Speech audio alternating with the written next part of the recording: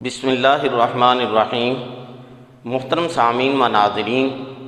آج ہم استخارہ کے متعلق پڑھیں گے اور یہ جو چند سوالات ہیں استخارہ کے متعلق ان کو جاننے کی کوشش کریں گے آج کی ایک ہی ویڈیو کے اندر۔ استخارہ کہتے کسے ہیں، استخارہ کی اہمیت کیا ہے، استخارہ کا آسان اور مسنون طریقہ کیا ہے، استخارہ کا وقت کون سا ہے، استخارہ کتنے دن تک کرنا ہے، کیا پھر خواب کا آنا ضروری ہے اور کن کاموں میں کرنا ہے، اور اگر استخارہ کرنے کے بعد پھر بھی نقصان ہو جائے خدا نخواستہ تو پھر کیا ہے۔ تو پہلی چیز محترم سامعین، استخارہ کہتے کسے ہیں؟ استخارہ کہتے ہیں اللہ تعالیٰ سے خیر طلب کرنا، بھلائی طلب کرنا، اصلاح طلب کرنا۔ یہ انسان کو جب کوئی بھی اہم کام درپیش ہو اور دو کاموں میں سے کسی ایک کام کو وہ ترجیح نہ دے پا رہا ہو تو پھر اس وقت استخارہ کرتے ہیں، یا کسی کام کے کرنے نہ کرنے میں ڈگمگا رہا ہو تو اس وقت استخارہ کرتے ہیں، اللہ تعالیٰ سے بھلائی اور خیر طلب کرتے ہیں۔ استخارہ کی محترم سامعین اہمیت، استخارہ کے متعلق آتا ہے، صحیح بخاری کی روایت ہے، حضرت جابر رضی اللہ تعالیٰ عنہ نقل کرتے ہیں، آقا دو جہاں صلی اللہ علیہ وآلہ وسلم ہمیں استخارہ کی تعلیم ایسے دیا کرتے تھے تمام معاملات کے اندر جیسا کہ قرآن مجید کی صورتیں ہمیں سکھلایا کرتے تھے۔ اور دیکھیں محترم سامعین، یہ کتنی اس کی اہمیت ہے کہ آقا دو جہاں صلی اللہ علیہ وسلم قرآن مجید کی صورتوں کی طرح اس کی تعلیم دیا کرتے تھے۔ اور آج کون سا استاد ہے خاص طور پہ قرآن کا ٹیچر جو اس کی تعلیم دیتا ہے؟ تو یہ میرے اندر بھی کمی ہے، خاص طور پہ جو قرآن کے ٹیچر سن رہے ہیں تو بچوں کو استخارہ بھی سکھایا کریں تاکہ وہ زندگی کے آنے والے معاملات کے اندر استخارہ کر سکیں۔ اور پھر اسی طرح حدیث میں آتا ہے، حضرت سعد بن ابی وقاص رضی اللہ تعالیٰ عنہ سے ہے کہ آقا دو جہاں صلی اللہ علیہ وسلم نے ارشاد فرمایا، ابن آدم کی خوش قسمتی ہے، خوش نصیبی ہے استخارہ کرنے میں اور اللہ کے فیصلے پر راضی رہنے کی، اور ابن آدم کی بد قسمتی ہے، بد نصیبی ہے کہ وہ استخارہ چھوڑ دے اور اللہ کے فیصلے پر راضی نہ ہو۔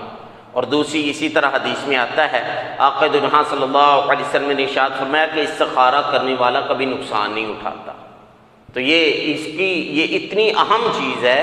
کہ جس کا عمومی طور پر اس کو مشکل بنا کر پیش کر دیا جاتا ہے، حالانکہ ہے بالکل آسان۔ آتے ہیں دوسری چیز کی طرف، دیکھیے استخارہ کا آسان اور مسنون طریقہ اتنا آسان ہے اور اس کو اتنی اس کے ساتھ شرائط لگا کے اس کو اتنا مشکل بنا دیا گیا ہے کہ لوگ بیچارے کہتے ہیں پھر ہم نہیں کرتے۔ محترم سامعین، استخارے کے اندر صرف دو چیزیں ہیں، 2 رکعت نفل نماز اور پھر دعائے استخارہ ہے۔ اللہم انی استخیرک بعلمک واستقدرک بقدرتک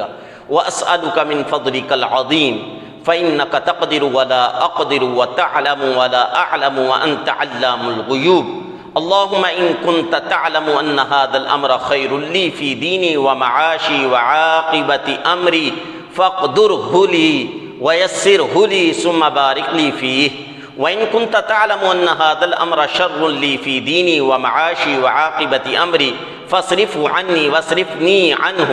وَاقْدُرْ لِي الْخَيْرَ حَيْثُ كَانَ ثُمَّ ارْضِنِي بِهِ۔ تو یہ محترم سامعین 2 رکعت نفل نماز اور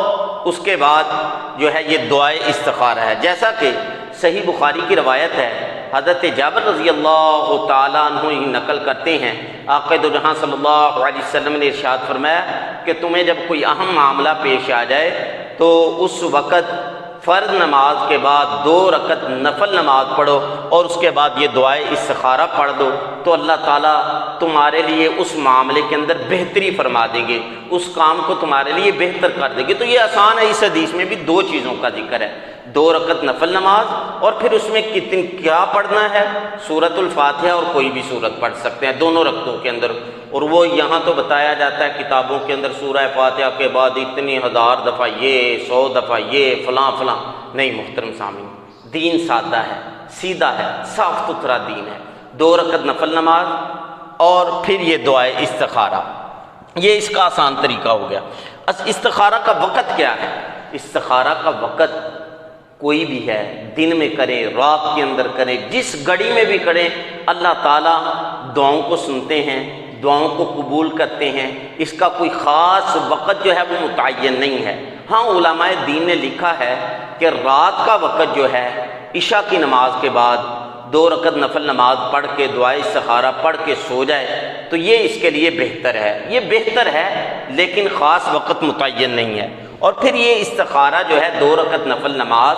اور دعائے استخارہ یہ کتنے دن تک کرنا ہے؟ تو محترم سامعین اس میں ایک بات ذہن میں رکھ لیں کہ کوئی بھی ہم جو کام کرتے ہیں اس میں وقت جو ہے وہ اہم ہوتا ہے۔ اس میں دیکھا جائے گا کہ کتنے دن کا آپ کو ٹائم ملا ہے۔ اگر مہینے ڈیڑھ کا ٹائم ہے تو پھر اسی طریقے سے استخارہ کریں، 2 رکعت نفل نماز پڑھیں اور دعائے استخارہ جو ہے وہ پڑھیں۔ بہتر یہ ہے کہ 7 دن تک کر لیں، اگر پھر بھی نہیں سمجھ آتی تو اس سے زیادہ بھی کر سکتے ہیں، اور اگر ٹائم ہی نہیں ہے اتنا، 1-2 دن کا ٹائم ہے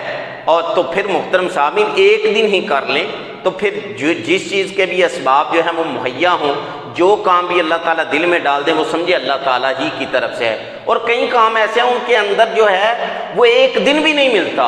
گھنٹہ آدھا گھنٹہ ملتا ہے، تو اس میں پھر یہ کم از کم یہ دعا ہی پڑھ دیا کریں۔ اور یہ کچھ ایسی بھی عورتیں ہوتی ہیں حیض کی حالت کے اندر، نفاس کی حالت کے اندر،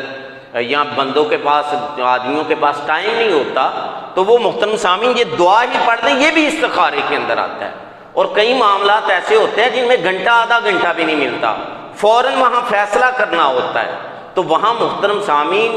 وہ یہ نہیں کہ آدمی کہے میں استخارہ کر لوں، میں یہ کر لوں، وہ کر لوں۔ مختصر سی دعا آتی ہے حدیث کے اندر، اللہم خیر لی واختر لی، یا اللہ اس میں جو بہتر ہے وہ میرے لیے آپ مقدر کر دیجئے۔ اگر یہ بھی دعا نہیں آتی تو کم از کم اپنی مادری زبان کے اندر یہ کہہ لیا کریں، یا اللہ مجھے نہیں پتا، آپ سب کچھ جانتے ہیں، یا اللہ جو میرے لیے بہتر ہے وہ میرے مقدر کے اندر فرما دیں۔ تو یہ استخارہ کتنے دن کے لیے کرنا ہے، وہ جس کام کے لیے کرنا ہے اس کا ٹائم دے کر، اگر ٹائم زیادہ ہے تو 7 دن کر لیں، اگر کم ہے تو 1 دن کر لیں، اور اگر 1 دن کا بھی ٹائم نہیں ہے، 2 رکعت نفل نماز کا بھی ٹائم نہیں ہے تو یہ دعا پڑھ دیں، اور اگر یہ دعا پڑھنے کا بھی ٹائم نہیں ہے تو اللہم اخر لی واختر لی یہ پڑھ دیں۔ اگر یہ بھی پڑھنے کا ٹائم نہیں ہے، یاد نہیں ہے، تو کم از کم کوئی بھی اہم معاملہ کریں تو محترم سامعین اپنی مادری زبان کے اندر، پنجابی ہے، اردو ہے، پشتو ہے، جس کے اندر بھی ہے، یہ کہہ لیں اللہ مجھے پتہ نہیں ہے، آپ میرے لیے جو بہتر ہے وہ فیصلہ میرے مقدر کے اندر کر دیجیے۔ پھر محترم سامعین استخارے کے بعد کیا خواب کا آنا ضروری ہے؟ یہ ہمارے معاشرے کے اندر یہ ہے کہ وہ اگر کسی سے استخارہ کرواتے بھی ہیں پھر بھی اس سے پوچھتے ہیں کہ ہاں جی کیا خواب آیا، کیا دیکھا، اور خود بھی کہتے ہیں کچھ لوگ نہیں ہمیں سمجھ نہیں آتی خواب آنا ضروری نہیں ہے،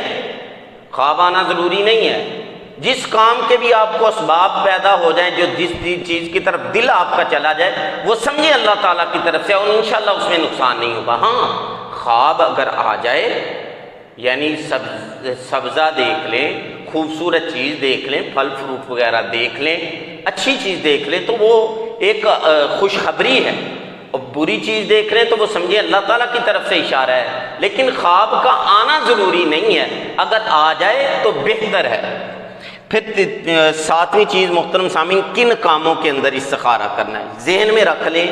استخارہ صرف اور صرف ان کاموں کے اندر کرتے ہیں جن کاموں کے کرنے نہ کرنے کا اللہ تعالیٰ نے مجھے اور آپ کو اختیار دیا ہے۔ فرض ادا کرنے کے لیے، سنت، واجب، مستحب عمل ادا کرنے کے لیے استخارہ نہیں کرنا۔ اگر کوئی آپ کو نماز پڑھنے کے لیے فرض کا کہتا ہے تو یہ نہیں کہنا میں پہلے استخارہ کر لوں، اور بھائی یہ تو فرض ہے۔ زکوٰۃ ادا کرنے کا کوئی کہہ رہا ہے تو یہ نہ کہ میں استخارہ کر لوں۔ حج کا ادا کرنے کا کوئی کہہ رہا ہے تو یہ نہ کہہ لیں میں استخارہ صرف ان کاموں کے اندر ہے جن کاموں کے اندر اللہ تعالیٰ نے مجھے اور آپ کو اختیار دیا ہے، فرض نہ ہو، واجب نہ ہو، سنت نہ ہو، مستحب نہ ہو، اور پھر حرام اور مکروہ کاموں کو چھوڑنے کے لیے نہ ہو کہ کوئی ہمیں حرام کام چھوڑنے کے لیے کہے تو ہے نہیں میں پہلے استخارہ کر لوں، نہیں بھائی حرام کام کو چھوڑنا ہے، مکروہ کام کو چھوڑنا ہے، تو صرف اور صرف استخارہ ان کاموں کے اندر ہیں جو ہمارے لیے مباح ہیں، جن کے کرنے نہ کرنے کا اللہ تعالیٰ نے ہمیں اختیار دیا ہے۔ مثال کے طور پر جاب ہو گیا، بزنس ہو گیا، آپس کے گھر کے جو معاملات ہو گئے، اور دیگر جو اہم معاملات ہیں۔ اور پھر سب سے اہم چیز 8ویں چیز، اگر استخارے کے بعد پھر بھی نقصان ہو جائے، اکثر لوگ یہ کہتے ہیں کہ جی میں نے تو استخارہ کیا تھا لیکن میرا تو نقصان ہوا، تو محترم سامعین ذہن میں رکھ لیں یہی ہمارے لیے بہتر تھا۔ اگر خدا نہ خواستہ ہم اس کے مقابلے میں کوئی اور کام کر لیتے تو ذہن میں رکھ لیں ہو سکتا ہے اس میں اور زیادہ نقصان ہو۔ اللہ تعالیٰ ہم سب کو بڑے نقصان سے بچاتے ہیں۔ تو یہ چند چیزیں تھیں استخارہ کے متعلق جو میں نے آپ کو بتا دیں، آپ کی گوش گزار کر دیں۔ اگر کوئی چیز نہ سمجھ آ رہی ہو، کچھ پوچھنا ہو تو نیچے کمنٹ میں آپ پوچھ سکتے ہیں اس ویڈیو کے۔ اللہ تعالیٰ سے دعا ہے اللہ تعالیٰ مجھے اور آپ کو دین کی صحیح سمجھ عطا فرمائے۔ وآخر دعوانا ان الحمد للہ رب العالمین۔